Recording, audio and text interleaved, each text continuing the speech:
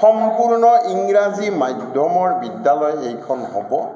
আমাৰ উদ্দেশ্য আছিল ইংৰাজী মাধ্যমৰ বিদ্যালয়ত অসমীয়া মাধ্যম, কিন্তু ই সম্ভৱ নহ'ল। 15 দিন ইংৰাজী ক'ব চবে, 15 দিন পাছত আৰু লাহে লাহে গতিকে এতিয়া এই কেম্পাছটো ইংৰাজী মাধ্যমৰ কেম্পাছ হ'ব আৰু ইংৰাজী মাধ্যমত কোনেও অসমীয়া ক'ব নালাগিব।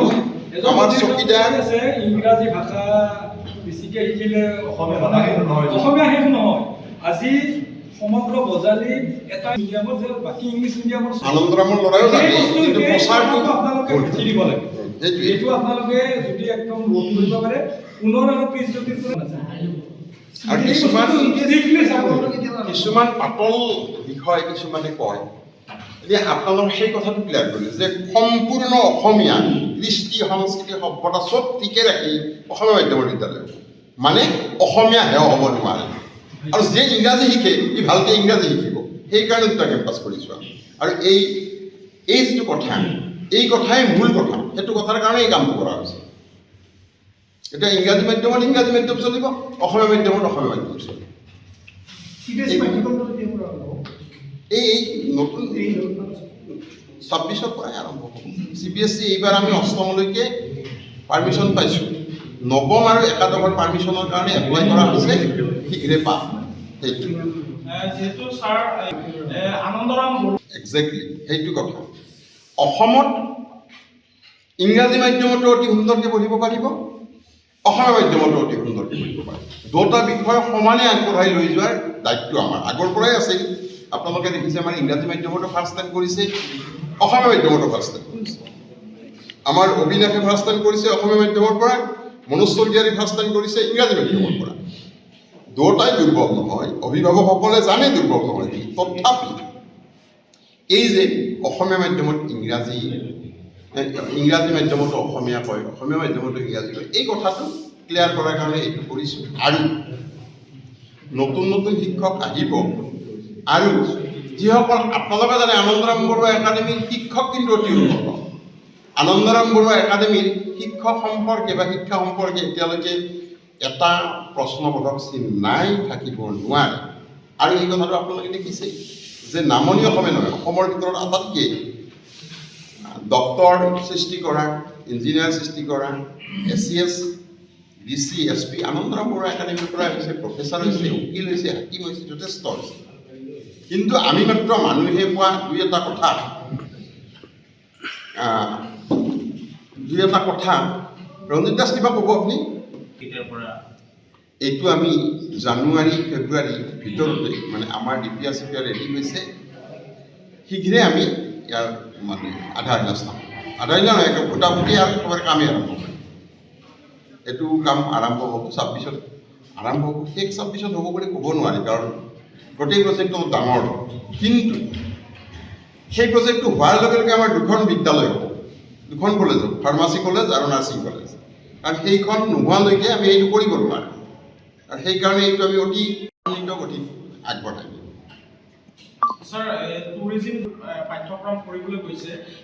আমি স্থানীয় যুৱক যুৱতীক প্ৰথমে প্ৰাধান্য দিম, তাৰপিছতহে অন্যান্য প্ৰাৰ্থীক আমি গুৰুত্ব দিম।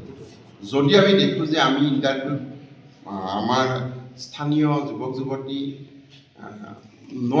আহিব নোৱাৰিলে বা বাছনিত নুঠিল, তাৰপিছতহে আমি বাহিৰা মানুহক সুবিধাটো দিম।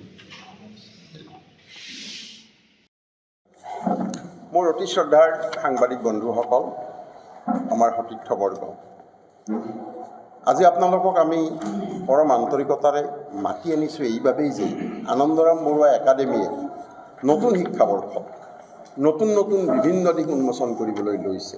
আৰু এই কথা প্ৰসাৰ আৰু প্ৰচাৰ কৰাৰ বাবে আপোনালোক আমাৰ সহযোগী হ'ব বুলি আমি পৰম বিশ্বাস। সতীৰ্থসকল, দীৰ্ঘদিন ধৰি আনন্দৰাম বৰুৱা একাডেমী ইংৰাজী মাধ্যম আৰু অসমীয়া মাধ্যম একেলগে আছিল। অৰ্থাৎ আমাৰ দুটা কেম্পাছতে অসমীয়া মাধ্যম আৰু ইংৰাজী মাধ্যম আছিল। কিন্তু 2026 চনৰ পৰা আনন্দৰাম বৰুৱা একাডেমীয়ে আনন্দৰাম বৰুৱা ছিনিয়ৰ ছেকেণ্ডাৰী নামেৰে আমাৰ অসমীয়া মাধ্যমৰ বিদ্যালয় অৰ্থাৎ অংকুৰৰ পৰা দ্বাদশ শ্ৰেণীলৈ চলাব আমাৰ সেইটো কেম্পাছত।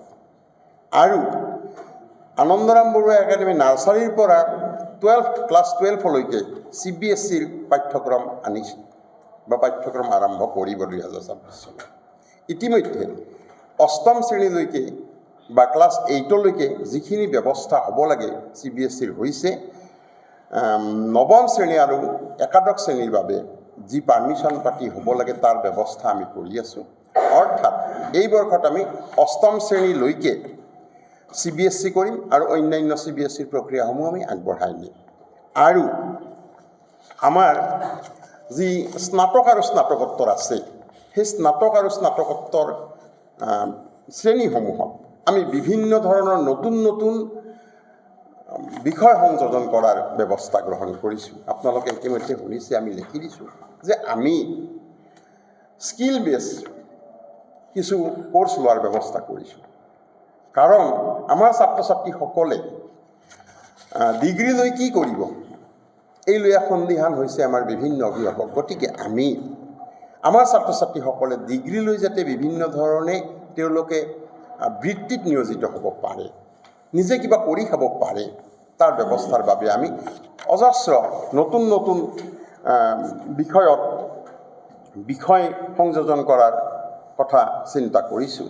আৰু সেই চিন্তাবোৰত আমাৰ হোটেল মেনেজমেণ্টৰ পৰা আদি কৰি আমাৰ পৰ্যটন, অভিযান্ত্ৰিক বা স্বাস্থ্যৰ ক্ষেত্ৰত যে মেডিকেল মেনেজমেণ্টকে আদি কৰি নাৰ্ছিং আৰু ফাৰ্মাচী অৰ্থাৎ আমাৰ B pharm, M pharm, D pharm, আমাৰ এইফালে BSc nursing, MSc nursing, GNM, ANM এই সকলোবোৰ থাকিব।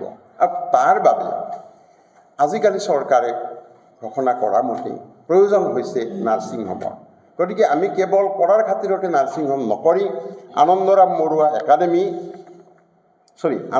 Barua hospital and research centre বুলি এটা অনুষ্ঠান অনুষ্ঠিত কৰিম। অৰ্থাৎ তাত নাৰ্ছিং হোম আমি শীঘ্ৰেই 26 চনতে ইয়াক আৰম্ভ কৰিম।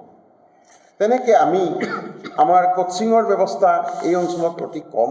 গতিকে আমি ৰাজস্থানৰ কটাৰ পৰা বানচাল ক্লাছেছ নামেৰে কোচিং চেণ্টাৰ এটি স্থাপন কৰিব খুজিছোঁ। শীঘ্ৰে ইয়াৰ দুৱাৰ মুকলি হ'ব।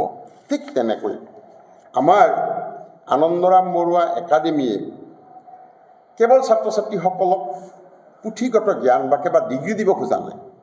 আমাৰ ছাত্ৰ ছাত্ৰীয়ে নৃত্য কৰিব, নৃত্য শ্ৰেণীৰ বা পাঠ্যক্ৰমৰ ভিতৰুৱা হ'ব, নাটক পাঠ্যক্ৰমৰ ভিতৰুৱা হ'ব, ক্ৰীড়া নাটক পাঠ্যক্ৰমৰ ভিতৰুৱা হ'ব, আৰু আমাৰ যি সংগীত পাঠ্যক্ৰমৰ ভিতৰুৱা হ'ব, যোগ সাধনা আমাৰ পাঠ্যক্ৰমৰ ভিতৰুৱা হ'ব, চিত্ৰকলা কেৱল যে আমি ছবি আঁকিব শিকাম এনে নহয়। আমাৰ ছাত্ৰ ছাত্ৰীয়ে যাতে চিত্ৰকলাৰ যোগেদি আগবাঢ়ি নিজৰ প্ৰতিভা বিকাশ কৰাৰ লগতে আমাৰ অৰ্থনৈতিক দিশতো লাভান্বিত হ'ব পাৰে, তেনেধৰণে আমি ছাত্ৰ ছাত্ৰীসকলক আগবঢ়াই দিয়াৰ ব্যৱস্থা কৰিছোঁ। গতিকে আপোনালোকক থুলমূলখিনি এইখিনি কথাই ক'লোঁ। আনন্দৰাম বৰুৱা একাডেমি আপোনালোকে জানে আৰম্ভণিৰ পৰা অলপ বেলেগ, একক আৰু অনন্য। গতিকে এইবেলি আমি দেখিছোঁ যে অসমীয়া ভাষা য'ত দুৰ্বল হ'ব খুজিছে, অসমীয়া সংস্কৃতি সভ্যতা য'ত দুৰ্বল হ'ব খুজিছে, তাক আমি তুলি ধৰিম। অৰ্থাৎ আনন্দৰাম বৰুৱা একাডেমীৰ অসমীয়া মাধ্যমৰ বিদ্যালয়খন এক জাতীয় অনুষ্ঠান হিচাপে গঢ়ি তুলিবলৈ আমি যত্নপৰ হৈছোঁ। লগে লগে ইংৰাজী ভাষাটোক আমাৰ ছাত্ৰ ছাত্ৰীসকল বাহিৰলৈ গ'লে ইংৰাজী ভাষাৰ ওপৰতো দখল থাকিব লাগিব। গতিকে ইংৰাজী মাধ্যমৰ বিদ্যালয়খনক কেৱল CBSEৰ বিদ্যালয় বুলি কৈ আমি ক্ষান্ত নাথাকিম। ইংৰাজী মাধ্যমৰ বিদ্যালয়ৰ সম্পূৰ্ণ ষ্টাইল, ইংৰাজী মাধ্যমৰ বিদ্যালয়ৰ ষ্টাইল হ'ব এইখন, যে এখন ইংৰাজী মাধ্যমৰ বিদ্যালয়ত যি থাকিব লাগে, যি কথাৰ দ্বাৰা ইংৰাজী মাধ্যমৰ বিদ্যালয়ৰ ছাত্ৰ ছাত্ৰী উপকৃত হ'ব লাগে, সেই সকলোবোৰ বিষয় ইয়াত থাকিব। খেলা ধূলাৰ পৰা আদি কৰি ছাত্ৰ ছাত্ৰীসকলে আৰম্ভণি নাৰ্চাৰীৰ পৰা খেল খেলিবলৈ শিকিব। বিভিন্ন ধৰণৰ সামগ্ৰী আমি আনিম বা আমাৰ ইতিমধ্যে সেই কেম্পাছত আছে, আপোনালোকে দেখিছে, সেইখিনি তাতেই থাকিব। আৰু অসমীয়া মাধ্যমৰ আজি আমি ঘোষণা নকৰোঁ, অসমীয়া মাধ্যমৰ এগৰাকী সুযোগ্য আমাৰ সতীৰ্থ যিগৰাকীয়ে অসমীয়া ভাষা সাহিত্যৰ প্ৰতি আগ্ৰহী, অসমীয়া সংস্কৃতি সভ্যতাৰ প্ৰতি আগ্ৰহী, কেনেকুৱা এগৰাকী অধ্যক্ষ দি তেওঁ সেই